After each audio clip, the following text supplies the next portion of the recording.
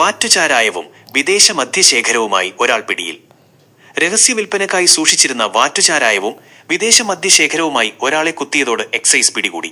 പെരുമ്പളം പഞ്ചായത്ത് 12-ാം വാർഡിൽ നിമിഷ നിവാസിൽ ചക്ക ഷാജി എന്ന് വിളിക്കപ്പെടുന്ന 57-കാരനായ ഷാജിയെയാണ് Kuthiyathode range assistant excise inspector സബിനേഷിത്തിന്റെ നേതൃത്വത്തിൽ അറസ്റ്റ് ചെയ്തത്.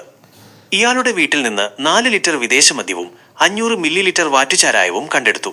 ക്രിസ്മസ് പുതുവത്സര സ്പെഷ്യൽ ഡ്രൈവിന്റെ ഭാഗമായി പെരുമ്പളത്ത് നടത്തിയ പ്രത്യേക പരിശോധനയ്ക്കിടെ ലഭിച്ച രഹസ്യ വിവരത്തെ തുടർന്ന് വീട് സെർച്ച് ചെയ്താണ് അനധികൃത മദ്യം പിടിച്ചെടുത്തത്. ഇയാൾ മുൻ അബ്കാരി കേസിലെ പ്രതിയാണെന്ന് എക്സൈസ് അധികൃതർ അറിയിച്ചു. ചേർത്തല മജിസ്ട്രേറ്റ് കോടതിയിൽ ഹാജരാക്കിയ പ്രതിയെ 14 ദിവസത്തേക്ക് റിമാൻഡ് ചെയ്തു.